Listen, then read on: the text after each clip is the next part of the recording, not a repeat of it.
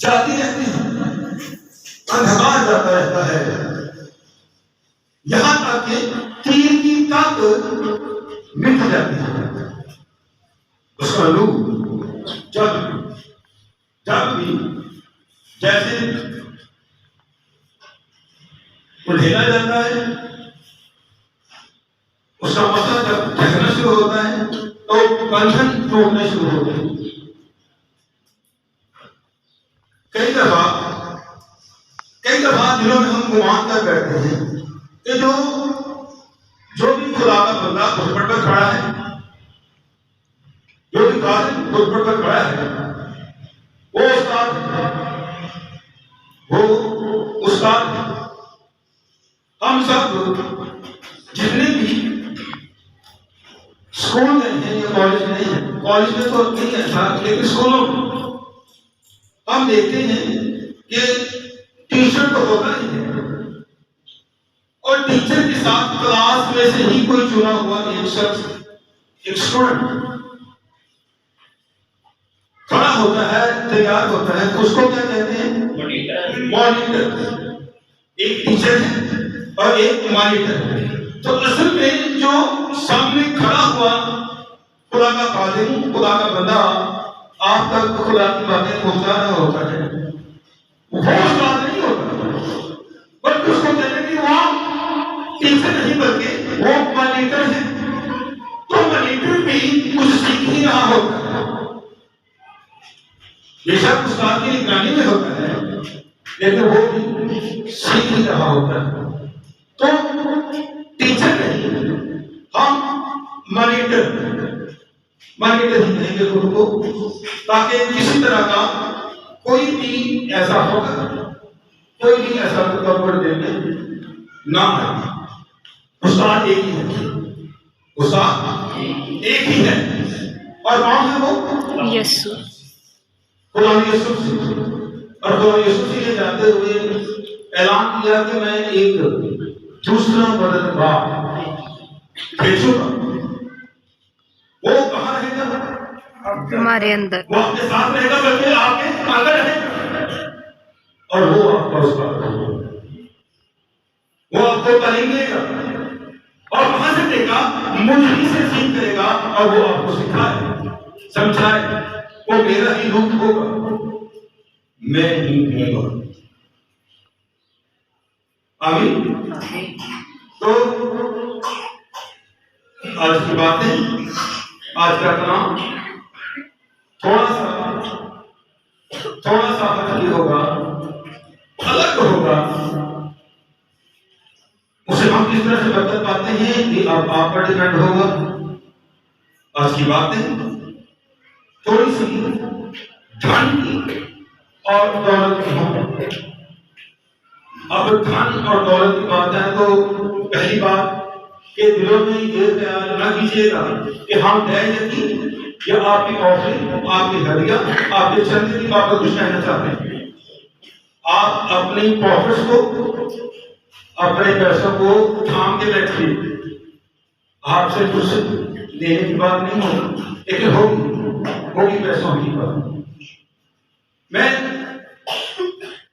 जब से मुझे कहा था कि आपने काम करना है तो 3-4 मौजू एक तरह से आ गए, ये करो। फिर मैंने खुदा पे छोड़ा, जो बात होगी वही हम आप तक पहुंचाएंगे। तो काम की बातें हैं ही ऐसी जो हम नीचे गिरे हुए दबे हुए लोगों को उठाती है और वहां ले जाती है, खुदा के तख्त पर बैठने के काबिल बना देती है।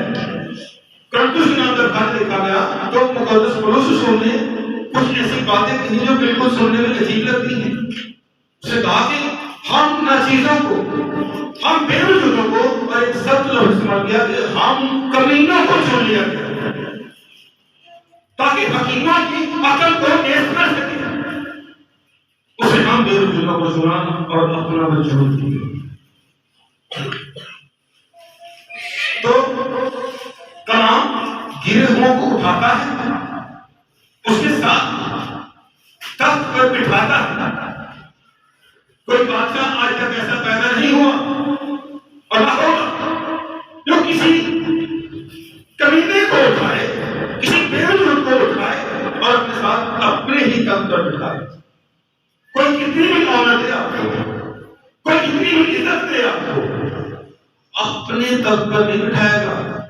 एक लड़ा तख्त दे, एक अलग कुर्सियां मौजूद, अपने तख्त पर अपने साथ नहीं बिठाएगा।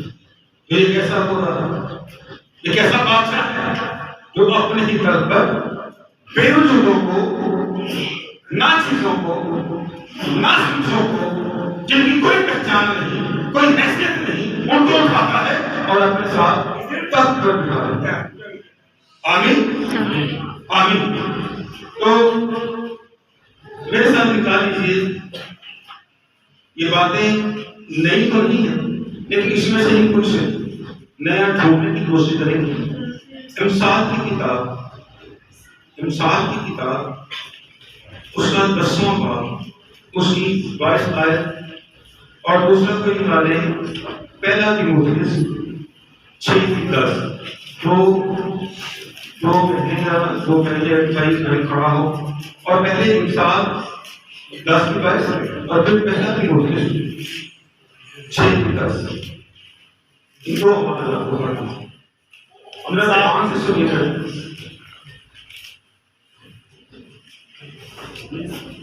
इमसाल की किताब 10वां बाब और उसकी 22वीं आयत।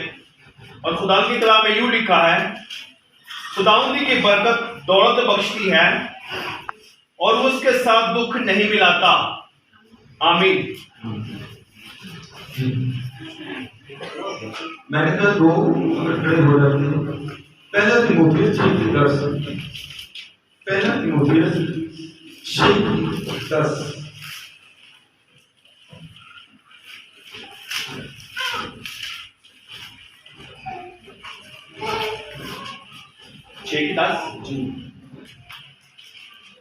खुदा के कलाम में यूं लिखा है, न चोर न लालची। पहला तीमुथियुस 6:10।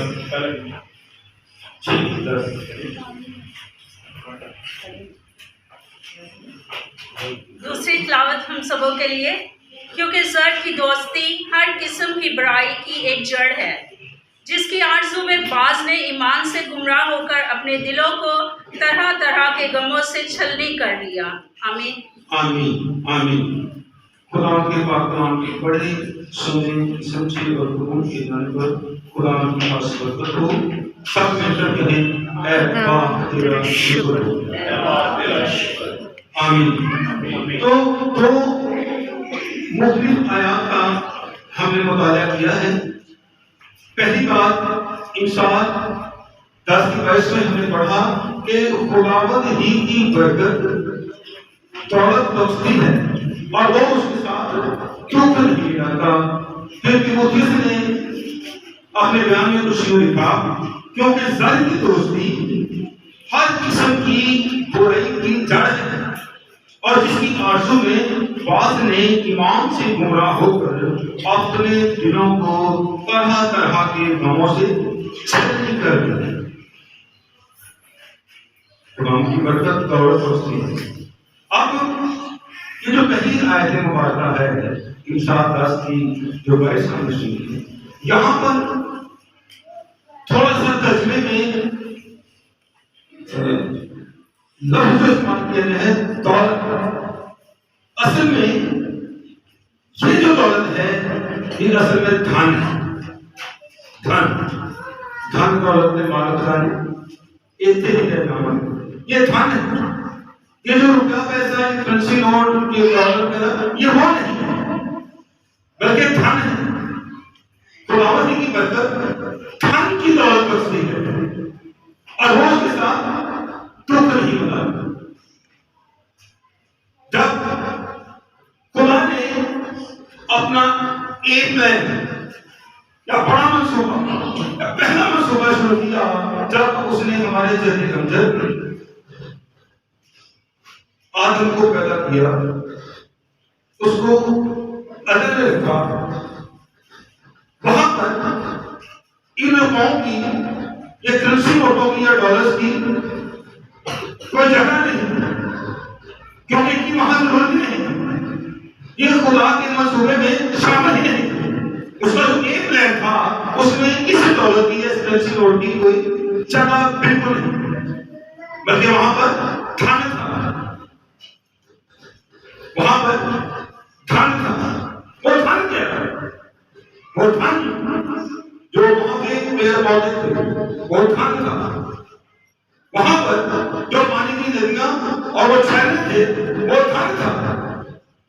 वहां की पाकीज़गी, वहां का जो खुदा की हुजूरी से भरा हुआ माहौल था, वो धन था। वहां पर जितने जानवर, जितने पंछी, जितने आबी जानवर, वो सारे के सारे आदम के लिए धन थे।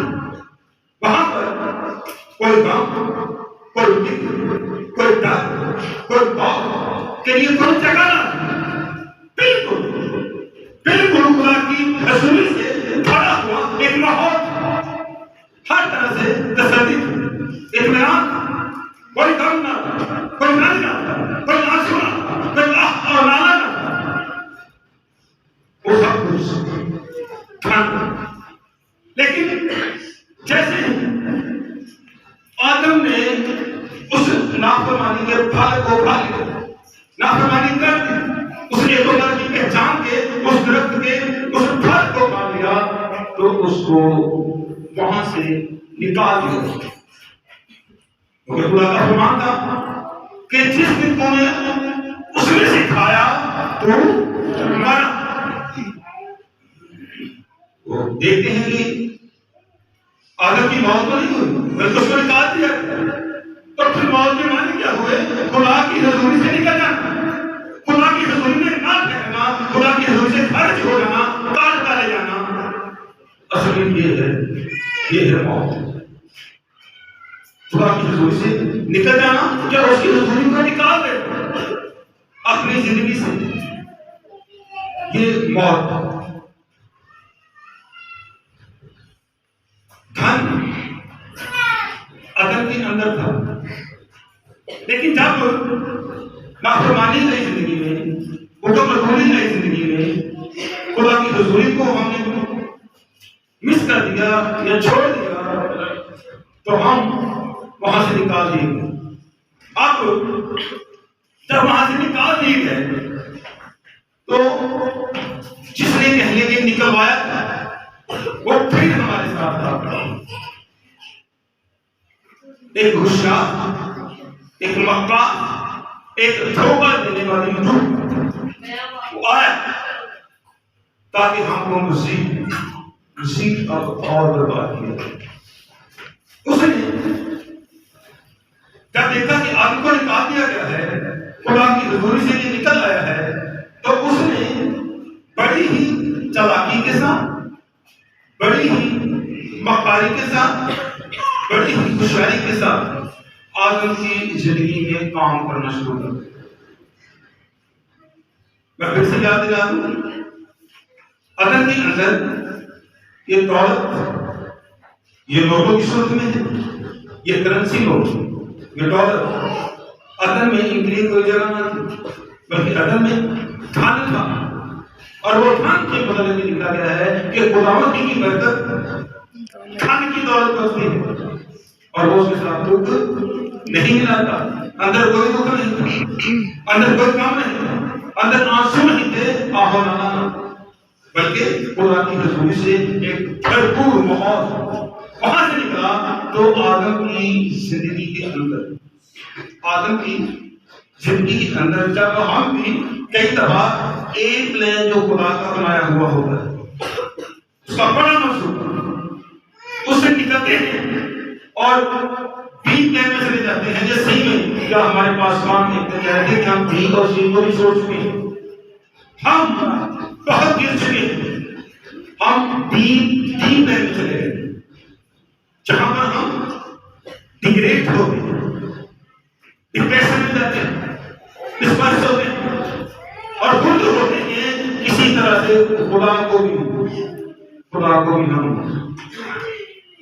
अपने साथ लोगों की निगाह में डिप्रेशन में डिग्रेड कर देते हैं। तो वहां से निकला, ए से निकला और बी में आया, और बी प्लान तब बना या तब बनता है जब हम गुनाह की हालत में चले जाते हैं, जब हम खुदा से दूर चले जाते हैं, जब हम खुदा की हजूरी से खारिज कर दिए जाते हैं या खुदा की हजूरी को अपनी जिंदगियों से निकाल देते हैं, तो बी प्लान में चले जाते हैं, या हम डी में कहते हैं कि डी में चले जाते हैं। अब डी प्लान जब बनता है, क्योंकि वहां पर खुदा की हजूरी तो होती है, खुदा की मर्जी तो होती है, बल्कि ये हमारी जिंदगियों की नाफरमानी से एक तशकील दिया हुआ प्लान होता है। गुनाह की हालत में इस प्लान को तशकील दिया जाता है। तो हम इस हालत में अब फिर खुदा को कहते हैं कि तू यहाँ पर इस हालत में हमारे साथ खड़ा हो और हमारे साथ काम करते हैं। करते हैं ऐसा नहीं। हम अब गुनाह की हालत में हैं, गुनाह को छोड़ नहीं रहे, अपने किसी काम को, अपने किसी अमल को छोड़ नहीं रहे। खुदा से कहते हैं कि तू इसी हालत में हमारे साथ आ और हमारे साथ काम, और उसकी मेहरबानी देखिए, उसका फजल देखिए, उसका मोहब्बत भरा वो रूप देखिए। वो इस हालत में भी आके हमारे कई तरह की मुतालबात सुन लेता है, वो दूर कर देता है। लेकिन एक बात कभी ज़हन से ना निकालिए, ये जो बी या डी प्लान है उसमें हमेशा इख्तिलाफ रहते हैं, उसमें बहुत सारे ऐसे नखरे होते हैं, ऐसी कुछ कमजोरियां होती हैं जो कभी भी हमें उससे भी नीचे गिरा सकती है और डिग्रेड कर सकती है और गुनाह की हालत में हमें तबाह बर्बाद कर सकती हैं। ऐसे लोग उसमें हमेशा रहते हैं, क्योंकि वो हमारा बनाया हुआ प्लान होता है। मिसाल के तौर पर बनी इसराइल को जब मुल्क मिस्र से निकाला गया, हमने बहुत इस सारी कहानी को सुना, तो खुदा ने इस कौम की आंखों के सामने मिस्र को मुकम्मल बर्बाद किया। मैं सुनना चाहता हूँ, आप सुन रहे हो? कुछ समझ आ रही? जिनको आ रही हाथ खड़ा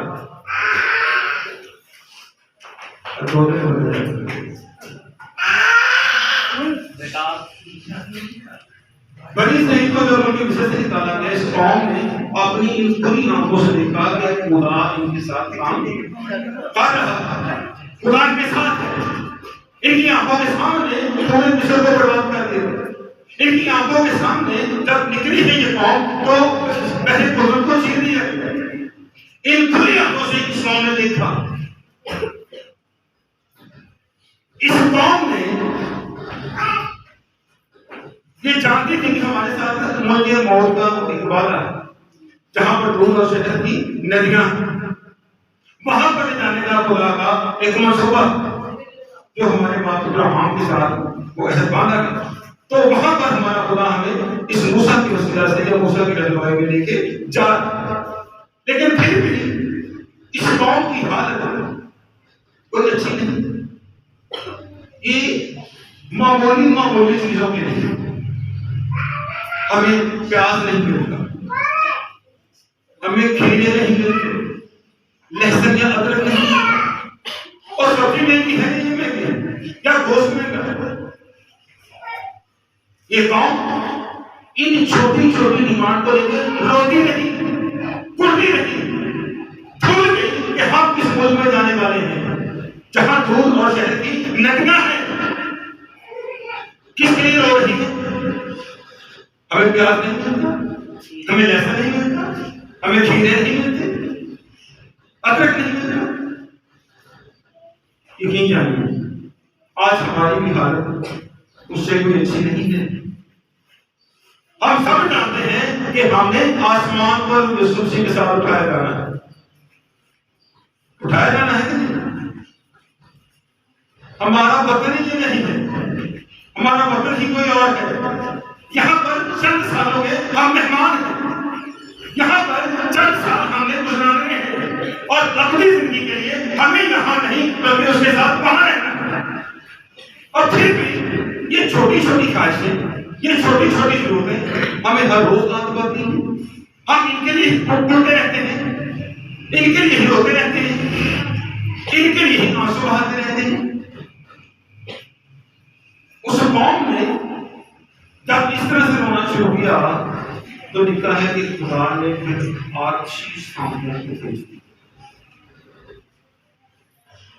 आछी सांपों ने आके उनको डसा, उनको मारा, बर्बाद कर दिया। इस कौम को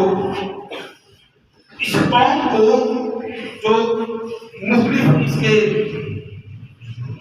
मुतलिक आरा है लोगों की, लेकिन एक मुहताज बना रहा है कि 25 से 32 लाख लोग थे, 25 से 32 लाख लोग थे उस उम्र की मौत में। इन लोगों में से कितने लोग पहुंचे? 2। सिर्फ 2 लोग, सिर्फ 2 लोग। सारे के सारे बर्बाद हो गए रास्ते में। वो पैगाम जिनसे ये गुजरे थे इनके लिए कब्रिस्तान बन गया, जमीन निकल गई, सांपों ने डसा। क्योंकि ये सब कुछ देखते हुए भी, सब कुछ परखते हुए भी इनके अंदर से उड़ना नहीं जा रहा। इनके अंदर से वो छोटी छोटी ख्वाहिशात, वो छोटी छोटी बातें नहीं निकल रही। खुदा ने मिस्र में से तो निकाल लिया, लेकिन मिस्र इनके अंदर से निकलने में एक असर लगा। ये कौन मिस्र से तो निकला है, लेकिन मिस्र इनके अंदर से नहीं निकला। इनको बर्बाद करना पड़ा, मारना पड़ा और एक नई नस्ल की जैसे पैदा करके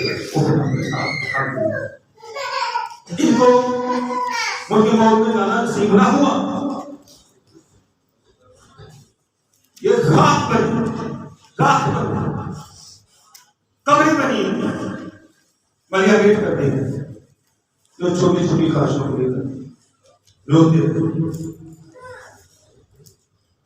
कई दफा हमारी जिंदगियों में, बल्कि कई दफा मैं तो समझता हूं कि हम सबों की जिंदगी में ऐसा है, दौलत की एक ऐसी दौड़ में हम शामिल हो गए कि हमने खुदा के लिए वक्त निकाल नहीं पाते, संडे तक कुर्बान कर देते। और असल में हम हैं ही संडे वाली कलीसिया हैं। इसके अलावा हमारी जिंदगी में खुदा के लिए कोई वक्त नहीं है, कोई झटका नहीं है। संडे के लोग वो भी अभी शायद 10 मिनट के बाद सारी गर्दनें खड़ी को देखेंगे।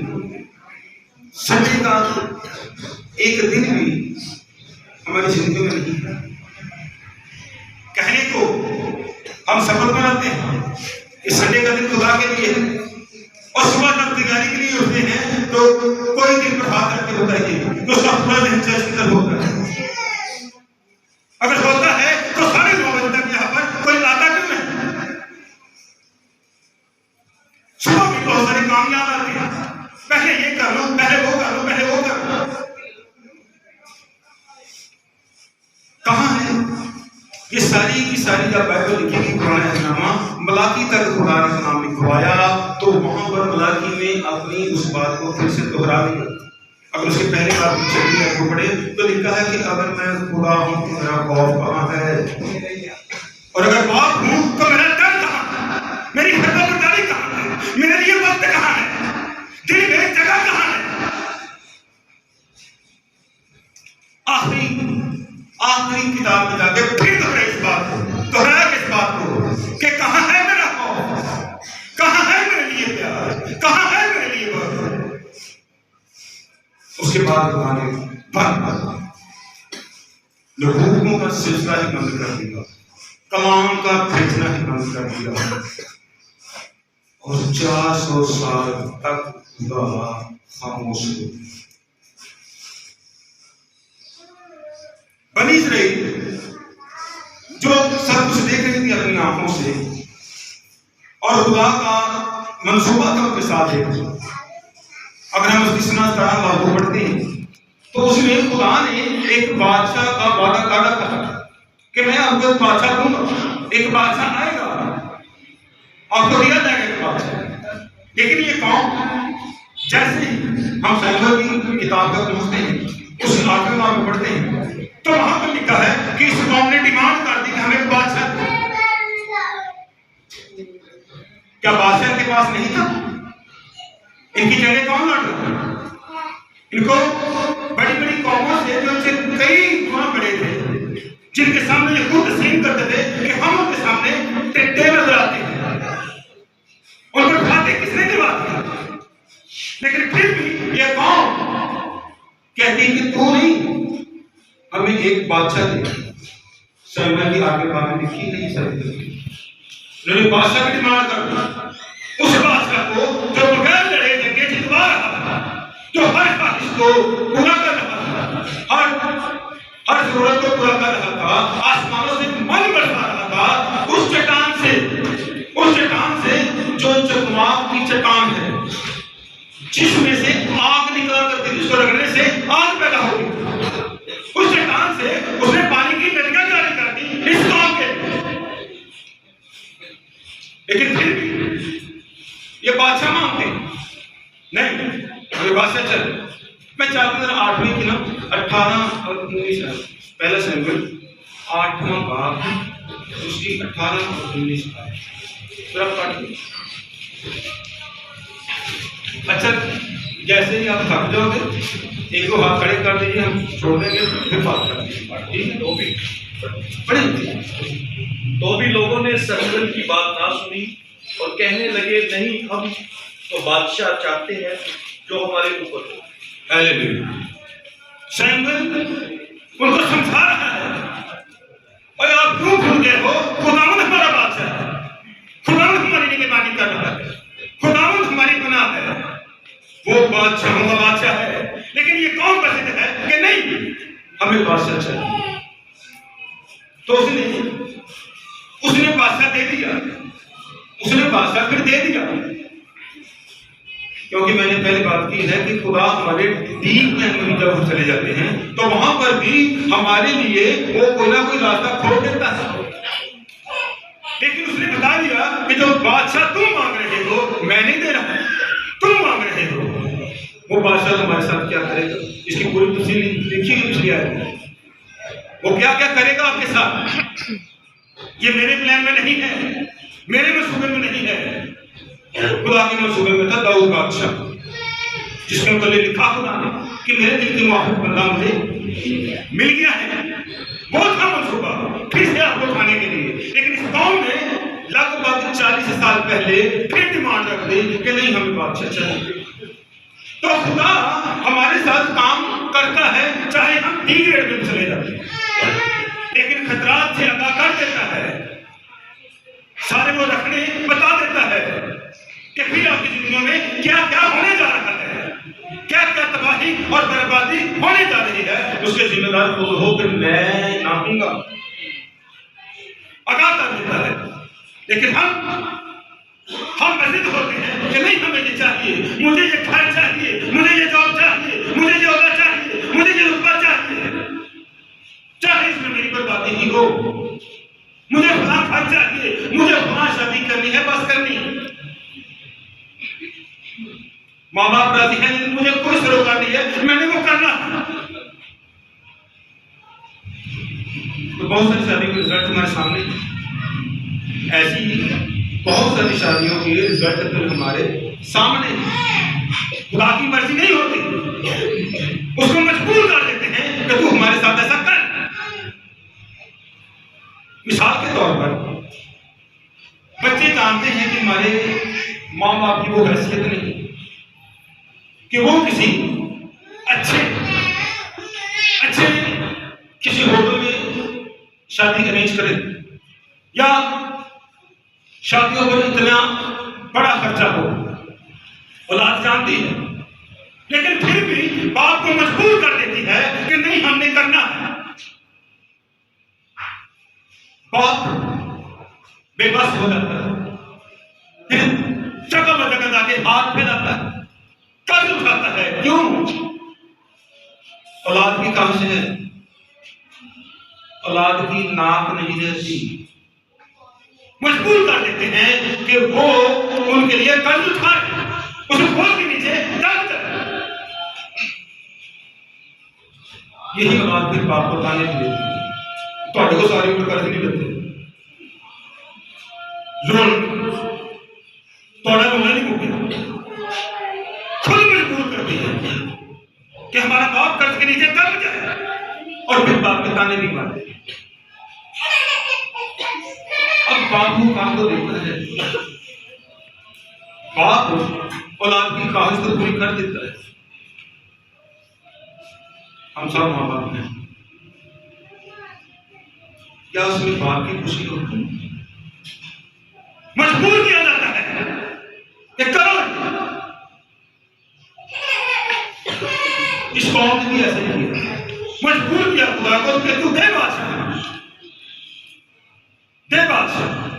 खुदा ने बादशाह देना था, लिख के दिया हुआ था, लेकिन ये कौम उतावली हो, नहीं मुझे चाहिए, मैंने लेना है, हमें जरूरत है। तेरी जरूरत नहीं है, तेरे उस बादशाह की जरूरत है, उस हम में चुने गए उस शख्स की जरूरत है। तू पीछे हो जा, उसको हमारे ऊपर खड़ा कर। खुदा ने दे दिया, उसके रिजल्ट हमारे सामने, उसने जो किया इस कौम के साथ हमारे सामने लिखा है बाइबल में। कई दफा, बल्कि बहुत दफा, हर दफा हम इसी तरह की कोई डिमांड लेकर खुदा के सामने बैठ गए, और बैठने के नहीं बैठे, कभी खुदा का इंतजार किया है। हो सकता है खुदा ने मेरे लिए कोई इससे भी अच्छा चुन रखा हो, उसने मेरे लिए वो चुन रखा हो जिसमें मेरी अपनी जिंदगी भी मुझे मिल जाए, लेकिन नहीं। और देखो मिलने और रोज पैदा कहां करोगा, क्यों खुदा सुनूंगा? ये सुन लो नहीं था, तुम मेरा सुनो, और खुदा कब रोज नहीं का सुनो। जिन्होंने मजबूर किया है कि तू इस हालत में हमारा काम कर, उनकी जिंदगियां बाइबल में लिखी है, बहुत कुछ आपको मिल जाएगा। इतना वक्त नहीं है कि हम इनको और ज्यादा खोलें, हम आगे चलते हैं। हनूक खुदा के साथ चलता, लिखा है क्या? हनूक खुदा के साथ चलता था, खुदा हनूक के साथ नहीं चलता था। ये बात सुनने वाली, सीखने वाली, लिखा है हनूक खुदा के साथ चलता था, खुदा हनूक के साथ नहीं चलता। अजीब लगता है, लेकिन यही सच है। 65 साल की उम्र में हनूक ने खुदा के साथ चलना शुरू किया, और कितने साल? 300 साल। 300 साल ये शख्स खुदा के साथ चला है। खुदा के साथ नहीं चला, ये खुदा के साथ चला है। साढ़े 3 मिनट नहीं खुदा में चले गए, उन्हें कल सामने आ, वो 300 साल खुदा के साथ चला, और फिर लिखा है वो खुदा को इतना पसंद आया, उसकी वो वफात है, उसकी वो उसने खुदा के लिए वक्त कर दिया, खुदा की पैरवी की, खुदा की हुजूरी में रखा, खुदा की हुजूरी को जाने नहीं दिया अपनी जिंदगी से। तो खुदा को इतना पसंद आया कि उसने उसको जिंदा ही अपने साथ रखा। हालेलुया। लेकिन जब इस बड़ी सारी कौम की जिंदगी में ऐसा वाक़या पढ़ते हैं, 32 बाब में लिखा है, इस कौम ने सब कुछ जानते बुझते हुए भी कि हमारा खुदा आसमान पर है, हमारी आंखों के सामने है, बादल का सुकून, वाव का सुकून बनकर बार बार हमारे सामने खड़ा हुआ नजर आता है। लेकिन इस कौम ने एक ही इन्होंने वहां पर इबादत या पूजा शुरू कर दी। खुदा का क्रोध बहुत बढ़ा, खुदा बहुत गुस्से में आ गया। उसने मूसा को बुलाया, उसे कहा कि अब मैं इस कौम के साथ आगे नहीं चल सकता, अब ये कौम खुद ही जाएगी, मैं इनके साथ जाने वाला नहीं। मूसा ने लिखा है कि वहां पर खुदा से दुआ की, इल्तिजा की कि ऐ खुदावंद तू हमारे साथ चल, अगर तू हमारे साथ आगे नहीं जाएगी, अगर तेरी हुजूरी हमारे आगे नहीं जाएगी, हम आगे नहीं जाएंगे, हम यहीं पर खड़े रहेंगे, तू चल हमारे साथ। यहां पर भी खुदा को मजबूर किया जा रहा है, खुदा चलना नहीं चाहता, उसको मजबूर किया जा रहा है कि तू चल हमारे साथ, तू चल हमारे साथ। खुदा आगाह कर रहा है कि ये कौम बड़ी सरफिली है, बड़ी गर्दनकश कौम है, मैं इनके साथ चला तो इनको बर्बाद कर दूंगा।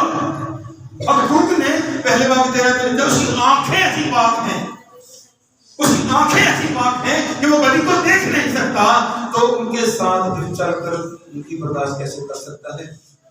लेकिन मैं मार दूंगा, बर्बाद कर दूंगा इनको। ये कुर्ते हैं प्यास के लिए, खीरों के लिए, जबकि मैं पूरा मुल्क दूर शहर से खड़ा हूं, जहां पर नदियां हैं, वो देने वाला। ये मुझ पर यकीन नहीं करते। मूसा मैं उनके साथ नहीं जाऊंगा, मजबूर किया गया कि नहीं तू चल हमारे साथ। खुदा उनके साथ चला, लिखा है खुदा उनके साथ चला। नतीजा क्या है? सारे हनूक खुदा के साथ चला तो उसको जिंदा आसमान को उठा लिया। ये कौन खुदा के साथ चली और सारी की सारी मार दी गई। ये है फर्क, खुदा के साथ चलना या खुदा का हमारे साथ चलना। बात एक जैसी लगती है लेकिन एक जैसी है नहीं है। मैं सुहेल साहब के साथ चलूं या सुहेल साहब मेरे साथ चलूं, बात एक से ही लगती है लेकिन फर्क है। मैं इनके साथ चलूंगा तो मैं समझूंगा कि मैं किसी स्पिरिचुअल आदमी के साथ, मैं स्पिरिचुअल पासवान के साथ चल रहा हूं, उनकी पैरवी में चलूंगा। लेकिन जब वो मेरे साथ चलेंगे तो हो सकता है कि मैं स्पिरिचुअल काम, मेरे पास वो मसा ना हो, वो खुदा की कुदरत ना हो, वो तालीम ना हो, वो कामात ना हो। दिखने में एक जैसा ही है, मैं उनके साथ चलूं या वो मेरे साथ चलते हैं, एक सा ही लगता है लेकिन एक साथ नहीं है। खुदा हमारे साथ चले या हम खुदा के साथ चले, इसमें फर्क है। खुदा के साथ हम चले इसका मतलब है कि हम उसकी पैरवी में चल रहे हैं, हम उसके पीछे पीछे चल रहे हैं, उसके नक्शे कदम पर चल रहे हैं, उसकी तालीमात पर चल रहे हैं। ये है कि हम खुदा के साथ चल रहे हैं। लेकिन खुदा हमारे साथ चले इसका मतलब है कि आगे अगर हम हैं, खुदा हमारे साथ चल रहे हैं, हमारे पीछे पीछे चल। ये है मतलब, और ये है खुदा। मैं कुछ समझा पा रहा हूं?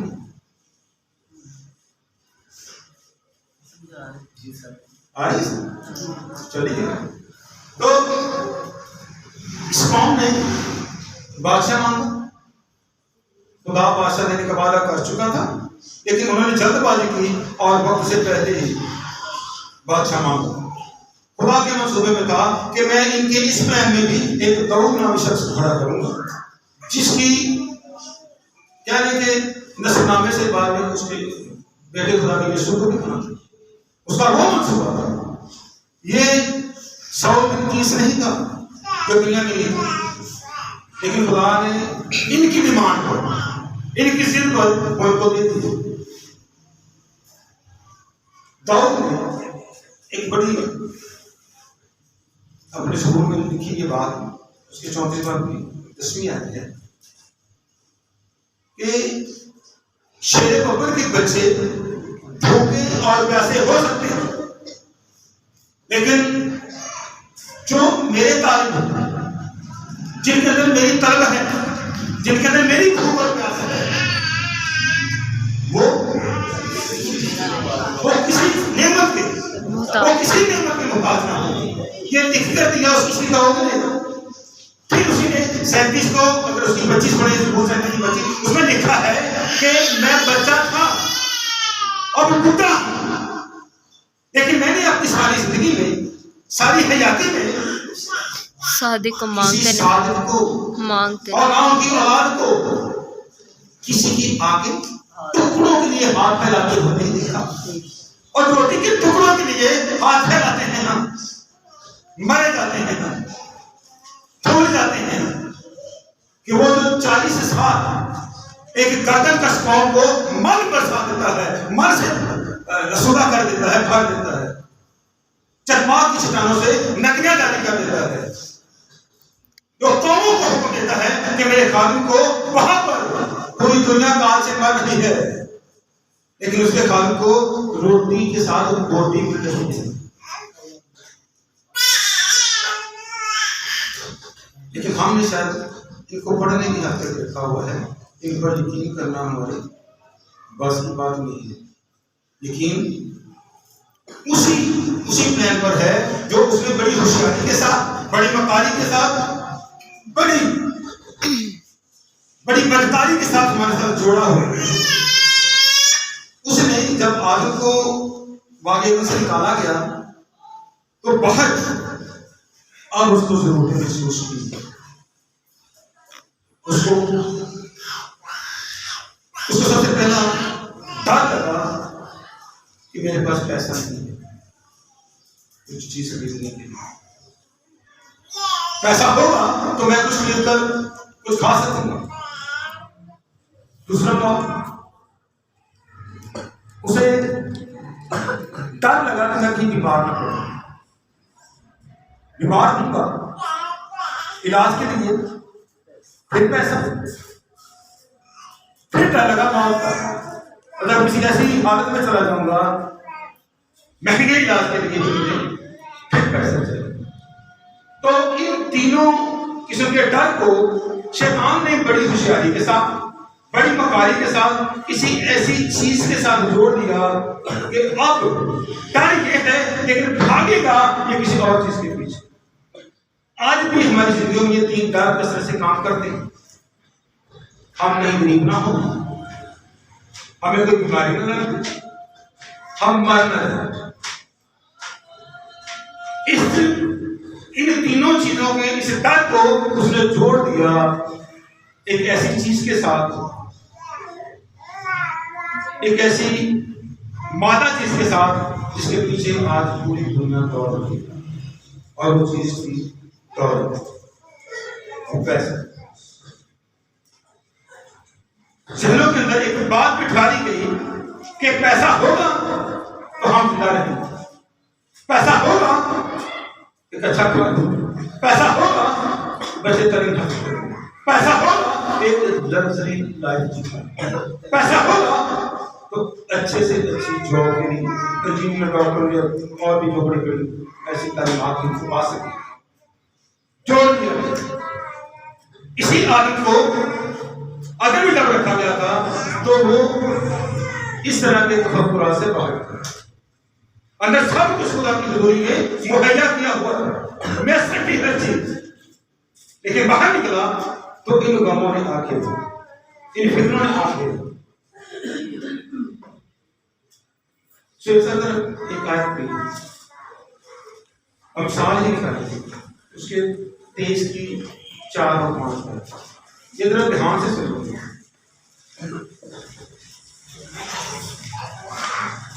ये जरा ध्यान से सुनो। 23वां बाब उसकी 4थी आयत, मालदार होने के लिए परेशान ना हो, मालदार होने के लिए परेशान ना हो। ये कौन कह रहा है? सुलेमान, जो अपने वक्त का सबसे ताकत, सबसे मालदार शख्स है। ये वो दिख रहा है अपनी जिंदगी का सारा तजुर्बा, अपनी जिंदगी का सारा मुशाहिदा। जी, अपनी दानिशमंदी से बाज आ, अपनी दानिशमंदी से बाज आ जाओ। मालदार होने के लिए जो परेशान हो, जो मर रहे हो, जो रो रहे हो, अपनी इस दानिशमंदी से बाहर आ जाओ। जी, क्या तू उस चीज पर आकर लगाएगा जो है ही नहीं? ਆ ਦੌਲਤ ਜਿਹੜੀ ਆਉਂਦੀ ਸਾਡੇ ਕੋਲ ਇਹ ਕਿੰਨੇ ਕੁ ਦਿਨ ਵੈਸੇ ਠਹਿਰ ਇਧਰ ਰਹਿ ਕਰਕੇ ਉਹ महीने बाद हाँ नहीं मैं नहीं समझा कि पूरा महीना लग जाए मुझे आई ना गई तो क्यों ऐसी चीज के पीछे थोड़े चले जा रहे हो, क्यों मरे चले जा रहे हो जो है ही नहीं, जो खुदा की बनाई ही नहीं है बल्कि किसी और ने बना के आपको छोड़ दिया उसके साथ उसे छोड़ के भागे चले जा रहे हैं जी। क्योंकि दौलत यकीनन उकाब की तरह पर लगाकर आसमान की तरफ उड़ जाती है, आती है चंद घंटों के लिए, चंद घड़ियों के लिए, फिर उड़ा दी जाती है, उकाब की तरह पर लगते हैं और उड़ जाती है और हम फिर वैसे के वैसे रह जाते हैं। तो क्यों ऐसी दौड़ में हम शामिल हो गए जो है ही नहीं, जिसका कोई मजबूरी नहीं है। ऐसा मंसूबा अंदर फिट कर दिया है उसने, ये खुदा के एक प्लान में नहीं था, ये किसी डी प्लान में था और ऐसा फंसे हैं उसके इस डी मंसूबे में कि निकलने की कोई दूसरी राह नजर ही नहीं आती। एक बड़ी खतरनाक बात है, मत्ती की किताब है, मत्ती उसके 6:24 ये गौर से सुनिएगा, बड़ी है बात। 6:24 मत्ती। कोई आदमी दो मालिकों की खिदमत नहीं कर सकता। दो मालिकों का जिक्र है यहाँ पर, दो मालिकों का जिक्र है जी। कोई आदमी दो मालिकों की खिदमत नहीं कर सकता क्योंकि या तो एक से दावत रखेगा और दूसरे से मोहब्बत, या एक से मिला रहेगा और दूसरे को नाचीज जानेगा। तुम खुदा और दौलत दोनों की खिदमत नहीं कर सकते। अब इस दौलत का, इस रुपए पैसे का जिसके मतलब मुफ्त ने अभी हमने पढ़ा 6:10 में लिखा है कि साथ की दोस्ती हर तरह की बुराई की जड़ है। तो उससे पहले यीशु मसीह ने उसको किसके साथ कंपैरिजन कर दिया, किसके साथ, मालिकों। और ये खुदा दौलत, खुदा के साथ अबलीस नहीं है, इस रुतबे पर अबलीस नहीं है, कोई बहुत बड़ा बदलूहों का ऐसे नहीं है। वो पुराना स्थान, वो अल्लाह निकल जाता है जो वो नहीं है। कौन है? दौलत कितनी खतरनाक है। वो सब कुछ नीचे है, अबलीस नीचे है, उसकी वो अल्लाह नीचे है, वो बदलूहों के बदलूहों बड़े बड़े लश्कर नीचे है। कोई उस लेवल तक नहीं है जहां पर ये चली गई है। तुम खुदा और दौलत दोनों की खिदमत नहीं कर सकते, क्योंकि असं एडे चलाक अजकल ये चीज करके दिखाना है और दौलत का नाले से चढ़ने में बहुत सारे यहाँ पर लोग बैठे हैं, मैं भी पहले निशा शामिल हूँ, जो एक जॉब के साथ कोई दूसरी जॉब भी करते हैं, ओवर टाइम करते हैं कि नहीं करते? 18 घंटे 16 घंटे काम करते हैं। क्यों? दौलत से ज्यादा कठिन है कि खुदा की जमीन हम बिना 16 घंटे या 18 घंटे की जॉब कर सकते हैं, वहां पर हमें कोई प्रॉब्लम नहीं, काम पर काम कर सकते हैं। लेकिन जैसे ही खुदा के लिए वक्त निकालना हो तब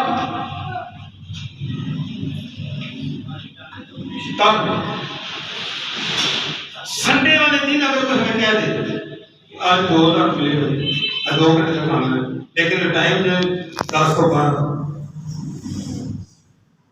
अब रात को इतना काम नहीं होता, तेरे को नहीं लगता है बच्चा चार अच्छा से क्या टाइम ही देते हैं, क्वालिटी टाइम नहीं होता हमारा। तो हम समझ नहीं तो बारे में चलो आज सारे कह चलो ऐसी ऐसी कुछ भूलों के साथ हम चर्चा और यहाँ पर आकर हम जाने फिर बार बार घड़ियों को देखना, बार बार अपने उन कामों को याद करते हैं जो यहाँ पर जाने के बाद करने वाले या जिनको पेंडिंग रख के सुबह रखते हैं, चलो चर्च के आगे बढ़ते। नौकरियों के लिए कई शादियों के फंक्शन तक हम छोड़ देते नहीं, छुट्टी नहीं बैठना। अगर बच्चा आ जाएगा बीवी आ जाएगी, मैं नहीं मेरे छुट्टी। चर्च के लिए कोई ऐसी कुर्बानी दी है? कोई ईमानदारी से बताए दी है? तो कहां है हम? कहीं ना कहीं हम भी उस डीप प्लान में उसका हिस्सा बने हुए हैं, खुदा को कहीं पीछे और उसके बनाए हुए उस प्लान में बढ़ चढ़कर उस दौर में शामिल हैं।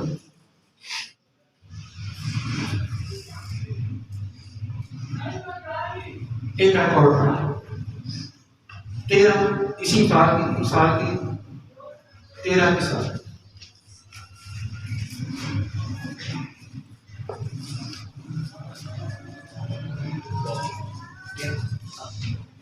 साल 13 साल कोई अपने आप को दौलतमंद जताता है लेकिन नादान है, और कोई अपने आप को कंगाल बताता है पर बड़ा मालदार है। ये मुहावरा 3 की अगर हम 17-18 पढ़ते हैं तो वहां पर इस बात का जिक्र किया गया कि तू अपने आप को दौलतमंद समझता है जबकि तू नंगा, तू भूखा। इसलिए वहां पर एक सलाह दी गई है 18 में कि मैं तुझे सलाह देता हूं कि मुझसे आग में तपाया हुआ सोना खरीद ताकि तू दौलतमंद हो जाए, और आंखों में लगाने के लिए सोना ले ताकि तू बिना हो जाए, और सफेद पोशाक ले ताकि तू उसे पहनकर नंगे पांव के जाहिर होने की जिंदगी ना हो। और फिर सलाह देता है कि ये लो। लेकिन हम ये क्या इसी की इंसान क्या है?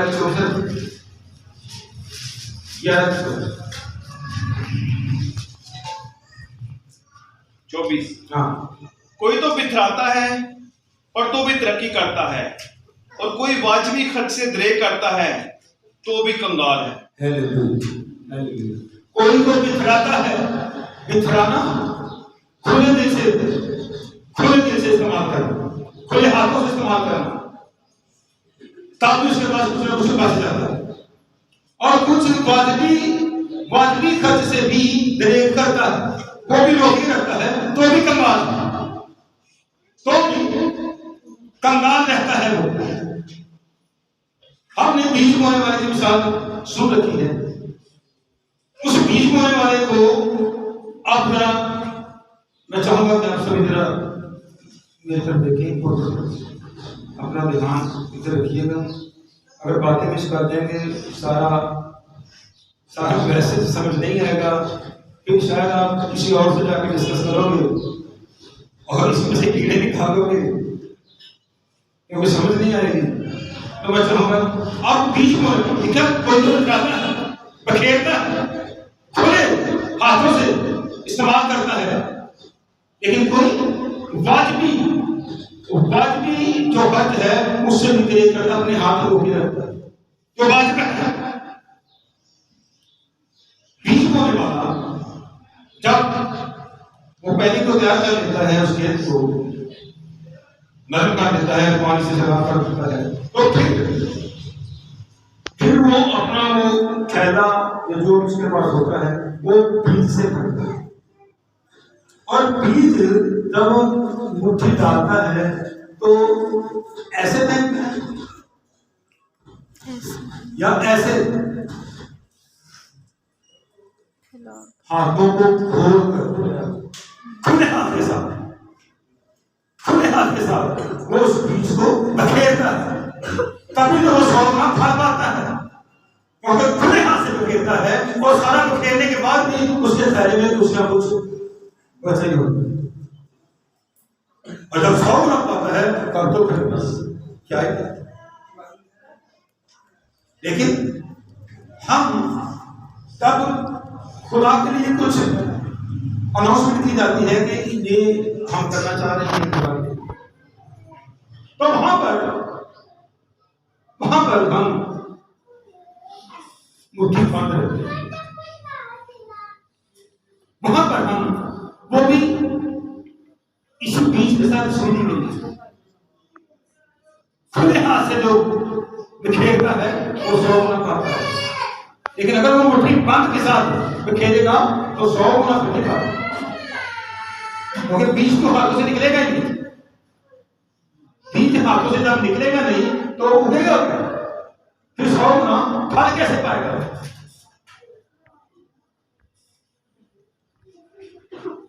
हम अगर कहीं ना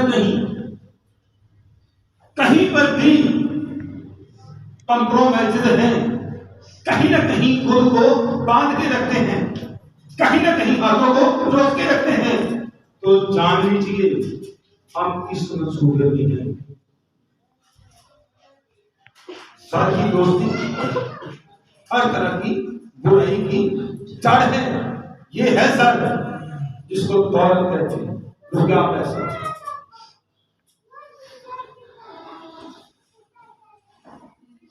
अगर हम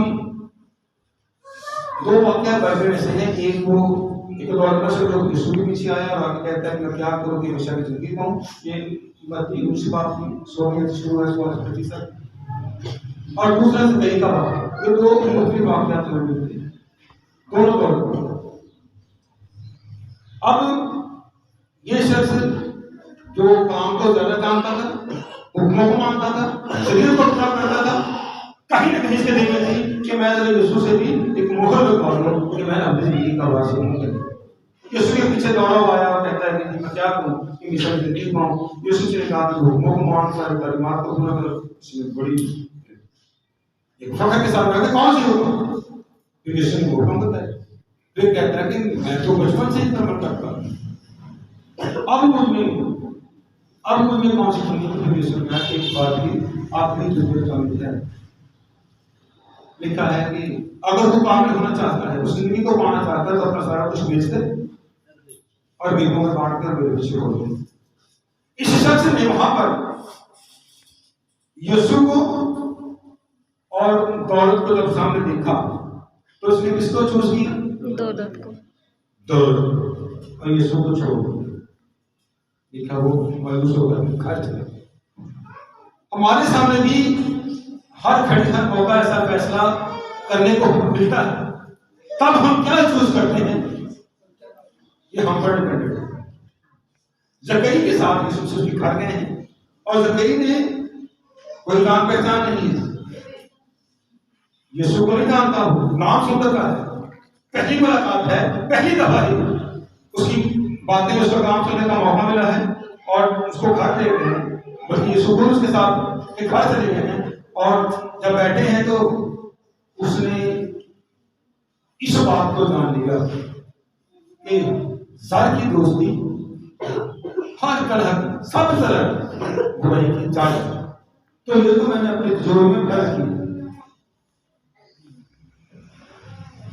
सर, ये तो मैंने अपनी तिजोरी में भर रखा है।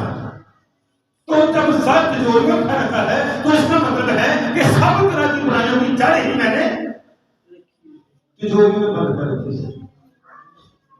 खुदा के बेटे यीशु की रसूली ने वहां पर काम किया, उसके दिल को खोला और वो समझ गया कि जब तक मैं उस जड़ को नहीं निकालूंगा तो वो जड़ कभी भी फूट नहीं देगी, किसी भी बुराई की सूरत में, किसी भी गुनाह की सूरत में, किसी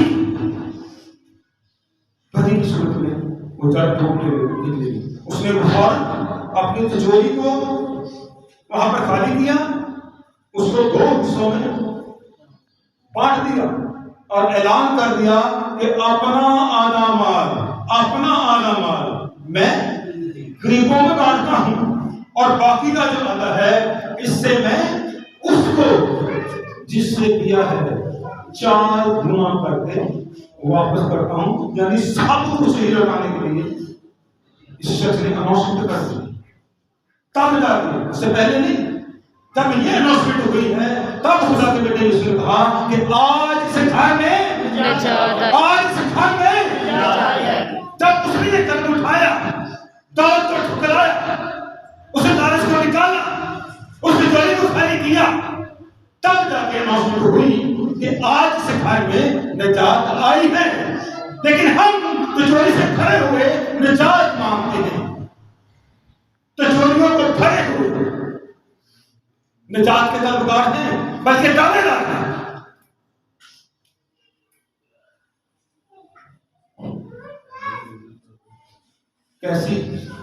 कैसी खुशहाली का शिकार है।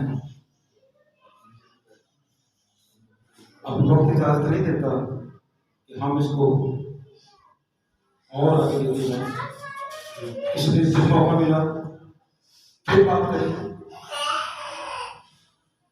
इन 2 आयात को फिर से मैं दोहरा देता हूं। ये धन, खुदा की बरकत धन की दौलत बरसती है और उसके साथ भूख नहीं लाती। हर तरह की जो ज़र की दोस्ती है वो हर तरह की, सब तरह की बुराई की जड़ है। इसको निकालिए अंदर से।